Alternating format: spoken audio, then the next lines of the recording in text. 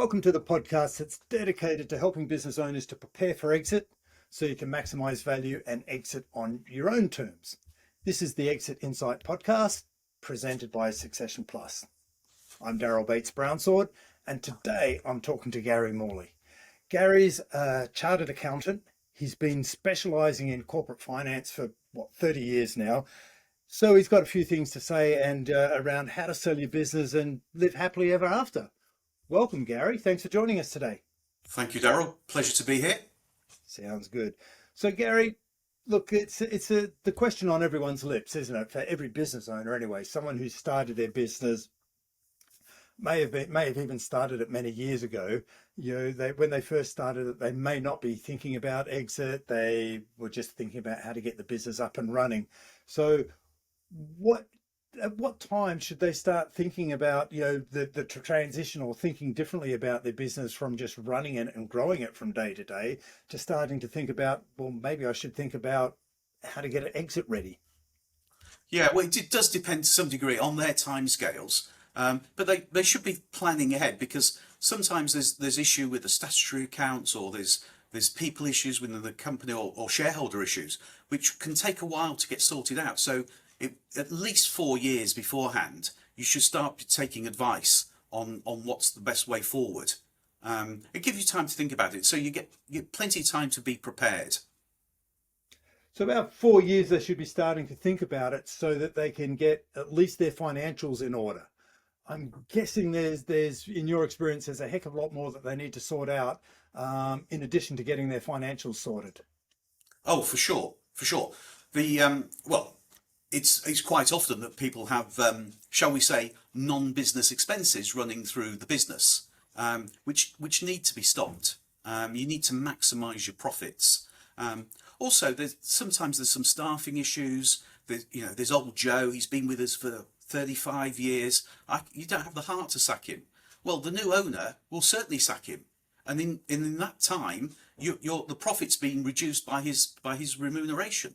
So you can do it in your own time, in a very civilized way, which is much nicer for everybody's involved. Also, if you've got minority shareholders, you need to get an agreement in place that, should you decide to sell, you can offer the 100% of the shares up, because an incoming purchaser, highly unlikely they're going to want 85% of the shares. They're going to want all the shares, and they don't want to start negotiating with minority shareholders who if they've got more than 10%, they've got effective veto on the sale. So we need to start tidying up the finances to make the business look attractive. And we also need to remove any resistance that could make it harder to do a deal, because at the end of the day, anyone who's looking to acquire a business, they've got plenty of choice. If they're a strategic buyer, they've got all sorts of options that they could go with.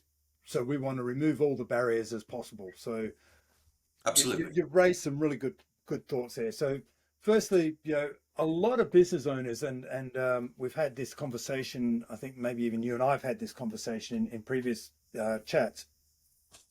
But when business owners, they've got some high level awareness around what the value of the business might look like. And they know that it's a combination of a profit number and a multiplier. And they'll see the profit and they'll see the headline profit, but there's a whole lot more to the profit number that a buyer or an acquirer will be using, isn't there? Absolutely. And sometimes getting the right buyer that's important, that will maximise the value for your business, because your business will be worth different amounts to different people, and all valid valuations, but you want the best value. Money's always important, and there are other considerations about what the best deal is for you, the optimum deal. But you really need to get the best buy, because the normal valuations then will just fall out the window. If it's a strategic buyer, then they're going to probably pay the best price, or agree with you what the best deal is. But competitors or people in your field know what you do. They know how you do it. They're not going to pay you a premium. It's unlikely they're going to pay you a premium. So it's getting the best buyer. Well, exactly. So, and let's just explore that and expand it a bit for business owners out there. A competitor's only interested in acquiring your clients and potentially taking a competitor out of the marketplace, and they're just buying a bit more of expansion, a bit more revenue for themselves. So they're Yeah. not interested in your brand. They're not interested in your any specific processes or systems that you might have that unless they want to implement and incorporate them into their business. They're not interested really on the whole in anything special about your business. They just want to buy some clients and potentially some staff to run those clients. That Yeah, that's right. Also, the you have to be very careful about confidentiality, because if Yeah, you approach your competitors, um, they may not be at all interested, but they'll be very interested in seeing the information memorandum on your business, finding out how your business really ticks, and they could well do one or two things. They could rubbish you in the marketplace. Have you heard XYZ's for sale? They're going bust. It's a real problem in that company. Or they could just steal your best salesman, much cheaper, offering them, your salesman, a better salary than buying the whole of your business. So you don't want it, and you don't certainly don't want your best salesman walking into one of your customers and them saying, "Oh, do you know you're for sale?" yeah. Because then they don't know who they're going to be working for in the future. And most people really want to make sure that their mortgage is paid at the end of the month. So Yeah, they may well looking for another job. they're looking for certainty, aren't they? And certainty in the marketplace is a Security, big yeah, brilliant. yeah, And then a strategic buyer will, at the other end of the spectrum, they're going to be looking at your brand reputation in the marketplace and hope that people are coming to be attracted to your brand. And you've got good people, but the clients are ideally buying the process and your brand and your IP if you've got it, and your people are all trained in delivering that IP in a standard formatted way. They're looking to have your marketing machine, or they want to understand how you attract new clients. So they're looking to buy a plug and play business essentially. And if you've got a plug and play business that's self-sufficient, self-functioning, that's going to be far more attractive to a strategic buyer. That right? that's for sure. Although sometimes a strategic buyer may well just want to second sell their product into your customers, Yeah. or vice versa, sell your products into their customers. But they may be complementary, but they won't be competitive products. But yes, a strategic buyer generally is looking for a complete, comprehensive working company. Yeah. And it could be that they're looking for access to, as you say, introduce their product into a new market, and they can do that through your access to the market. Or they could be looking to expand their product, or their distribution, and you own a marketplace, you've got the geography, so you've got that. But I guess their alternative is to build it and build it up from scratch in that new marketplace, or just buy an existing player. Absolutely, absolutely. And buying an existing player is the quick route to growth, of course. It's a quick route, and if you've got a solid business, it's de-risked. You've just taken a whole lot of risk out of it for Yeah, them from that yeah. start. So And time scale. and Yeah, timescale. So if you've got something like that, then all of a sudden you've got something that looks really attractive, and they can go, well, it would cost us this much to buy, or this much rather to start up, and there's all this risk associated, or I could just buy this, and therefore that's it. They'll pay a premium for that because they're valuing it differently. One's just valuing your client base and going, I can have the client base, fire sale prices. Others buying an established enterprise effectively. absolutely. A profitable A established profitable. enterprise. Yeah, Yeah, nice. already it's profitable. So there's a second dip in there of the profit on the profits. Exactly. So okay, so we've been working with our accounts, and we've tidied up our accounts for 3 or 4 years. We've tidied up our employees, and we've looked at our cost base, and we make sure that there's no, that our financials are clean, and we've probably done some best practice assessment and just confirmed that our business is as profitable as anyone else in the market for a similar business and similar size. There's no unnecessary costs in there. We've cleaned out, or we've adjusted our accounts. I think you touched on adjusted accounts. We make sure we haven't got that annual conference in Spain or whatever that looks like, Sure. Yeah. inappropriate costs. We've adjusted our financials to make them look like they would as if someone else owned the business other than ourselves, so that now we're presenting a set of accounts as if they were third-party accounts. So that's now we've got a profit number that a buyer's interested in working with. So Sure. there's the starting EBITDA, if we like. Then what happens with the multiple? Is there such a thing, Gary, as a standard industry multiple? In some industries, there are. The About 25 years ago, I suppose now, I was involved in selling a lot of body shop franchises, and there was a standard multiple, and everybody knew it, and nobody changed from it. But by and large, there isn't a standard multiple. It's but also the amount of money you get, as I said before, the money is always important, but there are other considerations. What the optimum offer is for you as the vendor. Do you want an ongoing relationship with the business, or do you want to walk away on day one? Do you mind if the business is moved to another town? I remember once selling a business in Harrogate, and it was a very attractive offer, but they wanted to move it to Corby, and the vendor says, "I can't take that offer. I've got to live in this town afterwards." Would you be happy if the name was changed? You know, people get very emotional about leaving their businesses, something that they've lived, breathed, walked, talked, gone on holiday, and still involved with the business for 20, 30, 40 years sometimes. So it's these other considerations are quite important about what the best deal is for you. Yeah, so you raise a really important point there. So business owners often start by saying, I want the maximum value. And then and you start looking for the maximum value, I guess. And then they start imposing all these additional conditions of, well, hang Yep. on, I can't do this, I can't do that, I can't do that. What are some of the craziest conditions you've seen, Gary?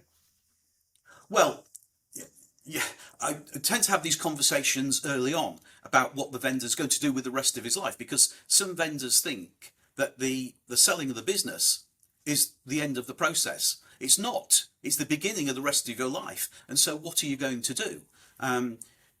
If somebody's 40 and they say, "Oh, I'm going to sit on a beach in Cyprus, I'm going to build a house in Cyprus, I'm going to stay there, that's it." And I know, you really need to think this through, because they come back 18 months later to me and said, "What have you got for sale, Gary? I'm bored out my mind."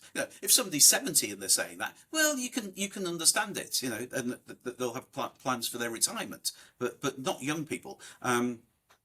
It is very important to think about what you're going to do after the business is sold, so you can identify the right type of buyer as well. So crazy conditions, but some people realise that if they're quite close to completing the deal, saying, "Crack, I'm going to wake up in the morning, I'm going to have nowhere to go. I've got no office to go to."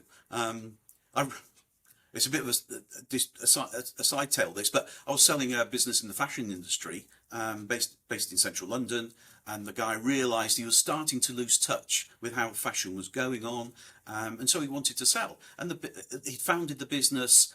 It was in the days when you had to have two shareholders, so his wife had one share, he had one share, and the business would run very successful. Anyway, it turns out she didn't want him to sell the business. She was really against it. She says, "No, don't sell the business. Keep it another 5 years. Then you'll have made all that money, and you'll still have the business to sell. Don't sell it. Don't sell it." And he's, "No, there's something wrong here." Anyway, it turns out that they got married, had kids. The kids had grown up, moved away, and she was a lady that lunched on this very successful business. And the last thing she wanted was him being at home all the time. Anyway, so they actually got divorced, and then. Wow. And then, well, because they'd grown apart, they had nothing in common anymore. But she was enjoying the lifestyle. And then I sold the business for him. Yeah, it's a really important consideration, isn't it? What are you going to do afterwards? Because, what if anything, we've noticed is that entrepreneurs have active minds, and they're always looking to solve problems. they may need a break, and they may think that they want to sit down and drink pina coladas on the beach but when I'm talking to them, I go, well, in 3 weeks' time, what are you going to do then? Because you're going to be bored out of your brain in 2 weeks drinking pina coladas on the beach. That's What right. are you going to do next? That's right. Yeah, and Even if going they, on a world cruise for a year, you come back and then what do you do? exactly. So if they may want to be president of the golf club, they may want to start a charity, build a charity. They may want to become an angel investor. But if they're visionary sort of people, and if they know what they're going to go to next, then you know that they've got half a chance that they're going to move to it. But otherwise, what if they don't know what they're going to do next, Gary? What happens? Do they stall the deal? Well, no, some of them just back out. They realise I'm not.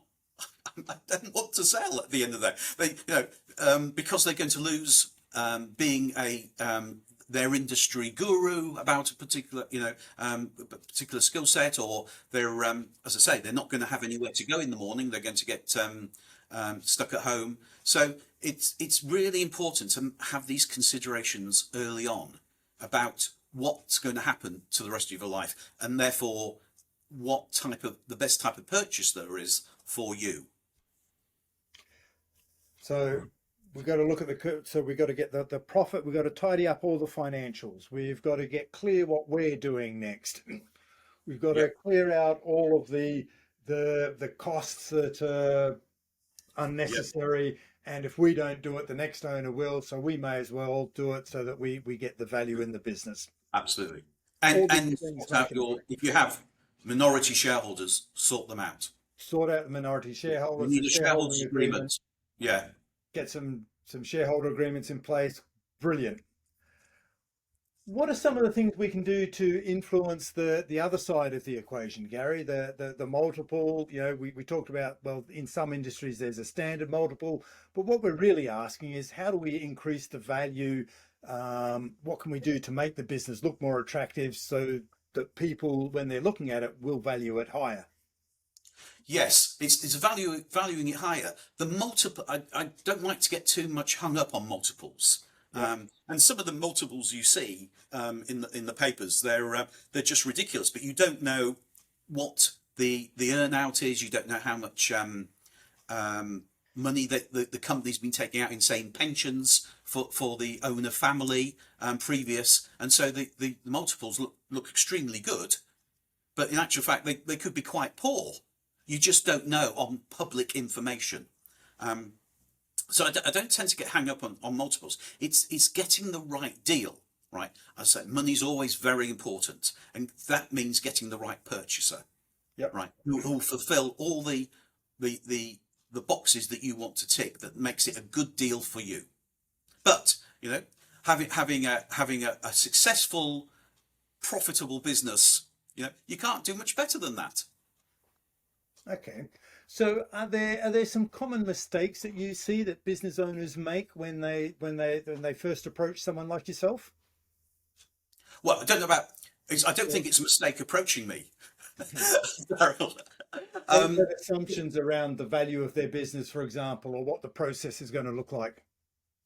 Yes, people are amazed at how time consuming it is to get everything right, to get everything shipshape and Bristol fashion, as it were, and what things can influence the value of the business. Like, if they've got a management team, do they actually have management meetings that are minuted to show that the business is not dependent on them or dependent on anything, which is a great strength.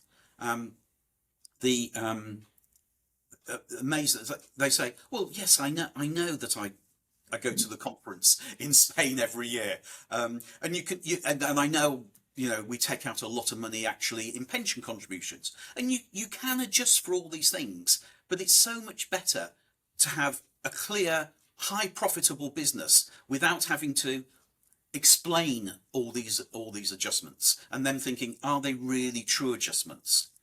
Because the buying and selling of business is not an equally balanced risk.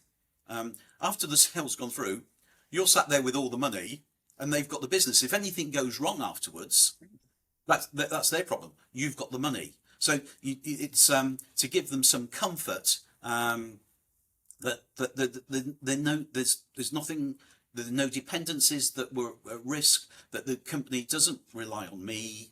Then that makes a deal much easier to transact.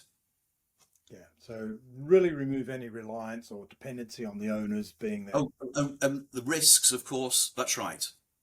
Okay. So we've set things up. We've removed the dependence on the owners. What are some of the conditions, if you like, that when the business owners might not be aware of? You say it takes a whole lot longer to sell the business than they thought it might, and the amount of time and effort it's going to take to sell the business on their behalf is often a shock to business owners, and it can take their eyes off the ball.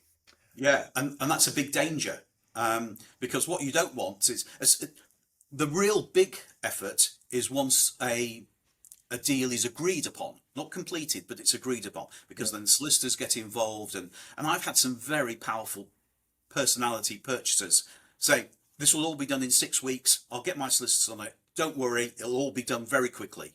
And it just drags on and drags on. It always drags on. It's not unusual to have 10 weeks of just being at the legals stage of selling your business.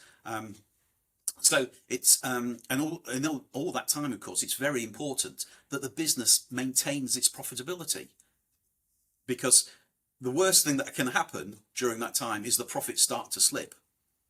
Profit slip is not a good thing, because the purchaser thinks, well, if I wait another 3 or 4 weeks, the value will be even less because the profit's going down. So it's very important that as much as possible is prepared beforehand, that you know what the due diligence is going to be like, and if you've got a finance director that you can trust, because if you tell anybody in the business that you're selling, everybody needs to know, because it's the old adage, the definition of a secret is something you only tell to one person at a time. Don't tell anybody, this is a secret. But if you've got a good finance director who can take a lot of the basic work away, and therefore you only need to deal with the solicitors, and it's very important that you have a good corporate firm of solicitors.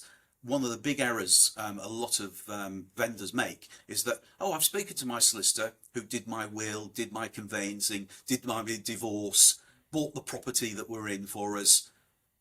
And I've asked him and said, well, can you do this? And they say, yes, of course I can do it. And the other side just smell the naivety of that solicitor. The other side, corporate solicitors, they'll always have professional corporate solicitors, and you need to get a good corporate solicitor. I can't stress that enough. The times I've been in meetings where the vendor has realised he's got the wrong guy on board. I remember once being in discussions, and the vendor solicitor was making a real song and dance about something that really didn't matter very much, very unlikely to have any consequence, but it was really working out. Anyway, the other side gave in. Then we move on to the next point, which was a really big point, and of course now it's our turn to give in on something. So please get a good corporate lawyer. That's very important. Right. So a good corporate lawyer will know what to focus on, where the real value is, some of the gotchas, how to protect you after the deal, in terms of once the deal's done. Absolutely, all those things. It's cheaper to have an expensive corporate lawyer than have a cheap family lawyer doing a deal for you. Right. Okay. And I'm sure you've got a stack of examples and experiences of where the right lawyer can make a big difference. Sure. Okay. So what about if we said, that's all very scary, I just want to take a nice safe route. What if, and the business owner says, what if I go down the MBO route? Well, it's I've been involved. Yes, I'm not a fan of MBOs. They create the enemy within, because going from having a great corporate management team working with you, wanting to make the business successful, all of a sudden they're on the other side of the desk saying, hey, without us involved, this business isn't worth so much, mate. You need to think about that. And I also have seen the management team for that, because usually they're going to need to get finance, probably from a private equity house, and they've got to go home to their wife and say, all right, got an opportunity to buy the business here, but we need to put the house on the line for it.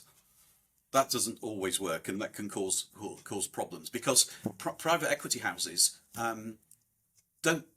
They want to make sure that the management team is really committed, that it's going to be very painful if after a couple of months or years that the business isn't as successful as they thought, that they can walk away.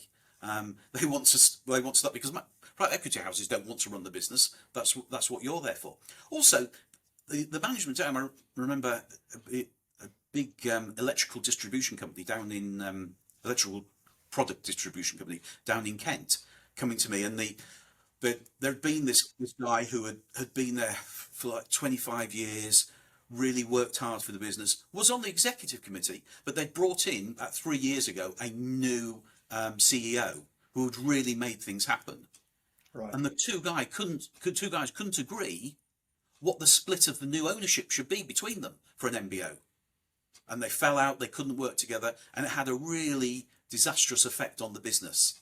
So also, during that time, you're not going to get a competitive bid from anybody else, because who's going to compete against the management team when, if the management team are hopeful of buying it, and it's actually sold to somebody else, they're going to be demotivated and disillusioned.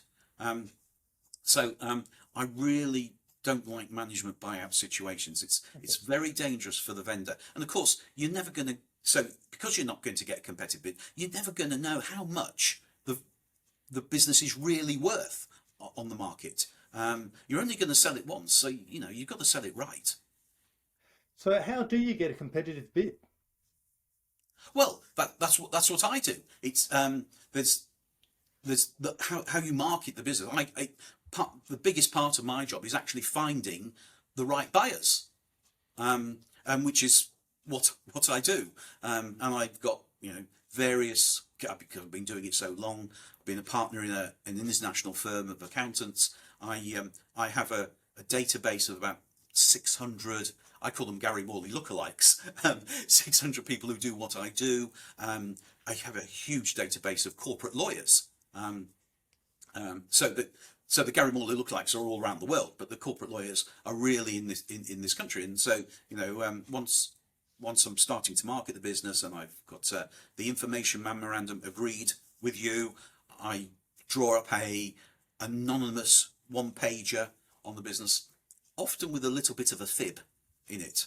So the business might be based in North London, and I might say it's in the M4 corridor or something, just to throw your competitors off the trail if they think they know who it is. And I send that flyer to all these corporate lawyers, and it lands on their desk, and they think, would this suit any of my clients? Even if they're not looking, would this suit any of my clients? And if it may, they'll send it off to them.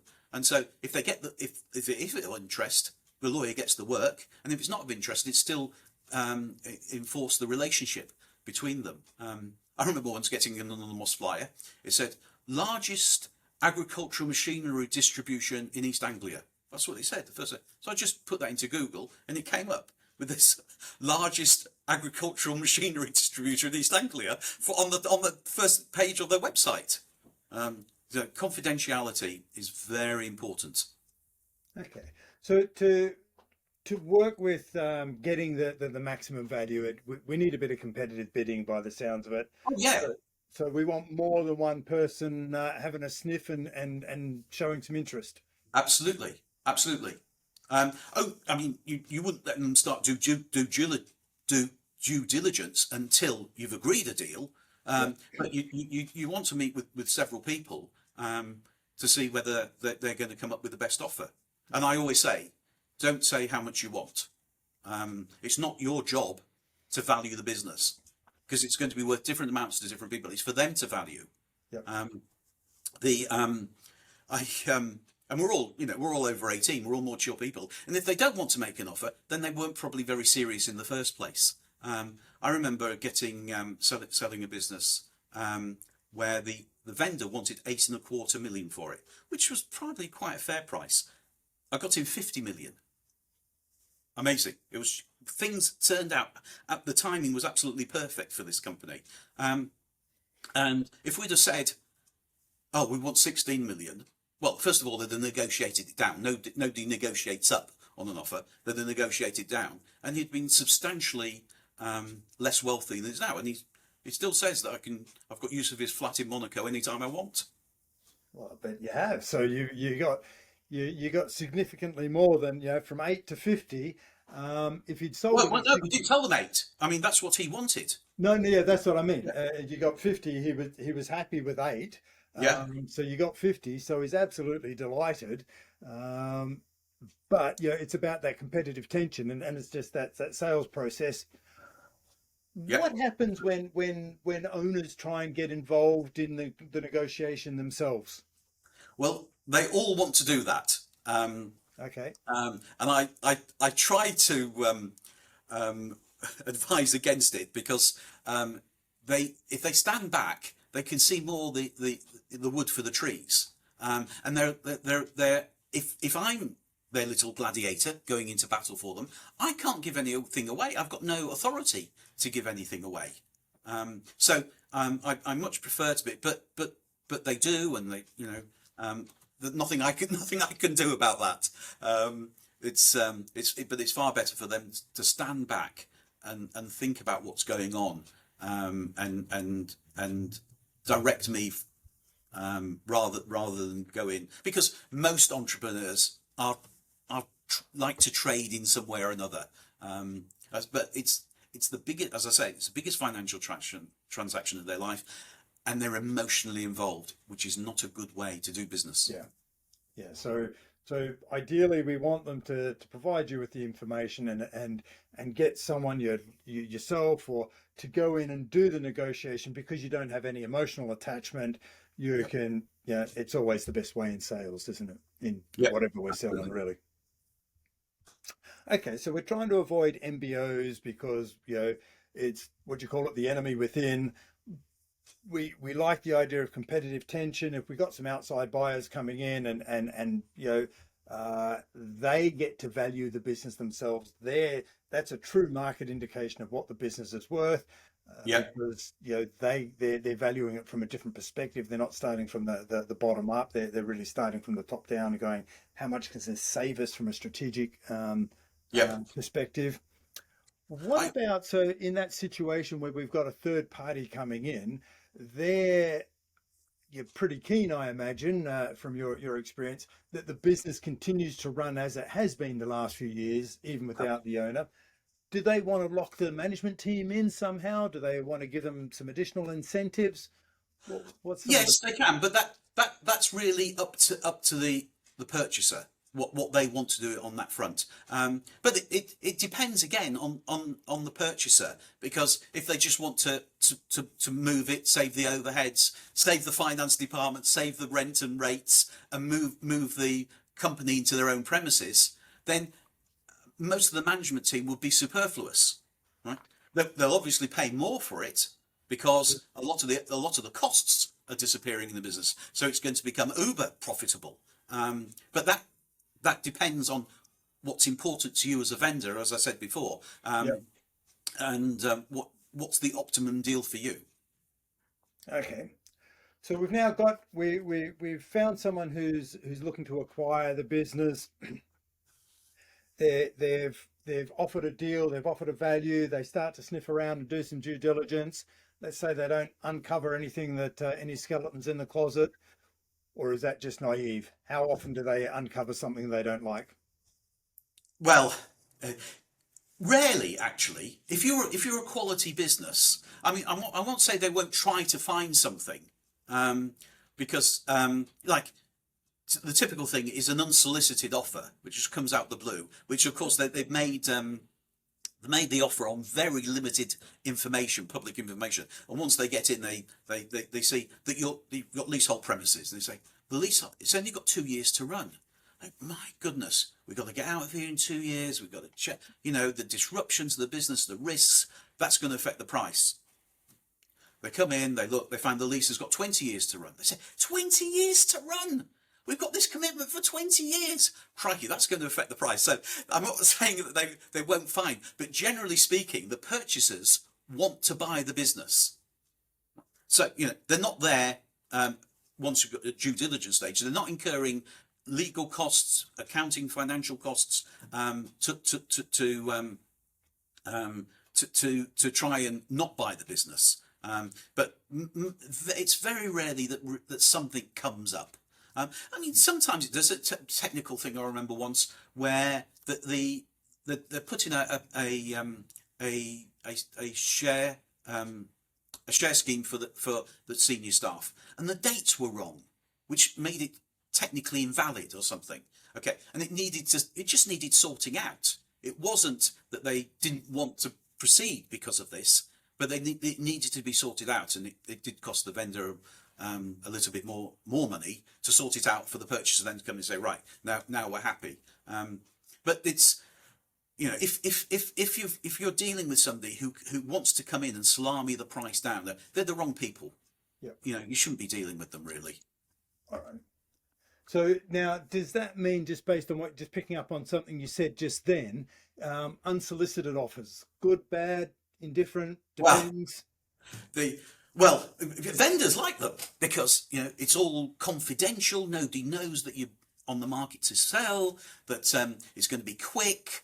The offer you've had is attractive, or else you wouldn't be buying it. But as I say, it's been made and accepted on the basis of very limited information, and you don't know what other people out there would offer.